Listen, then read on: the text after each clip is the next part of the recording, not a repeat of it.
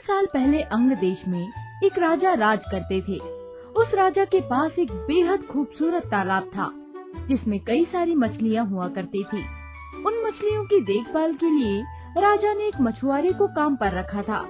उस मछुआरे का स्वभाव बहुत अच्छा था।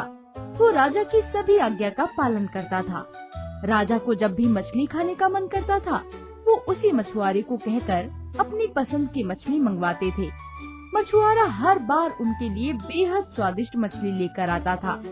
एक दिन राजा के मन में ये सवाल आया कि भला हर बार इतनी स्वादिष्ट और बढ़िया मछली कैसे पकड़ सकता है ये मछुआरा।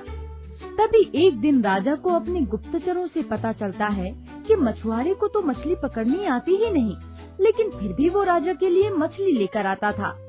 एक दिन राजा ने सोचा कि क्यों न इसकी जांच की जाए कि मछुआरा मछली कैसे पकड़ता है। राजा ने तुरंत सैनिकों को आदेश देकर मछुआरे को बुलवाया और कहा, सुनो, आज तुम मेरे लिए तालाब की सबसे बड़ी मछली पकड़ कर लेकर आओ। मेरा मछली खाने का बहुत मन हो रहा है। राजा के आदेश के बाद मछुआरा मछली पकड़ने के लिए तालाब की ओर चल पड़ा। राजा भी दबे पांव उसके पीछे पीछे चल पड़े। तालाब के पास पहुंचते ही मछुआरे ने कुछ मंत्र पढ़ा और तालाब की सबसे बड़ी मछली उसके पैरों के पास आकर गिर पड़ी। फिर मछुआरे ने तालाब को झुककर प्रणाम किया और वहाँ से महल की ओर निकल पड़ा। राजा पीछे से सब कुछ छिपकर देख रहे थे। ये नजारा देखकर उन्हें बहुत आश्चर्य हुआ। फिर वो भी अपने महल की ओर चल दिए। एक दिन मौका देखकर राजा ने मछुआरे से उनकी मछली पकड़ने की विधि के बारे में पूछा। राजा ने कहा, तुम ऐसा कौन सा मंत्र जानते हो जिसके बोलते ही मछली खुद ब खुद तुम्हारे पास आ जाती है? कृपा करके मुझे भी ये मंत्र सिखा दो। राजा की ये बात सुनकर मछुआरा अचरज में पड़ गया। उसने कहा, क्षमा कीजिए महाराज, मैं इस मंत्र का उच्चारण आपको नहीं सिखा सकता हूँ। राजा शांत नहीं बैठे। वो मछुआरे से बार बार मंत्र सीखने की जिद करने लगे। अंत में मछुआरा मजबूर हो गया और उसने राजा को वो मंत्र सिखा दिया। मंत्र सीखने के बाद एक दिन राजा तालाब के किनारे अकेले निकल गए और उस मंत्र का उच्चारण करने लगे। तभी एक मछली उनके पैरों के पास आकर गिर पड़ी। इसके बाद राजा बहुत खुश हुए और उनकी खुशी का कोई ठिकाना ही नहीं रहा। वो सबको ये बात बताना चाहते थे। एक दिन मौका देखकर उन्होंने अपने दरबार में सभी लोगों को इस मंत्र के बारे में बता दिया।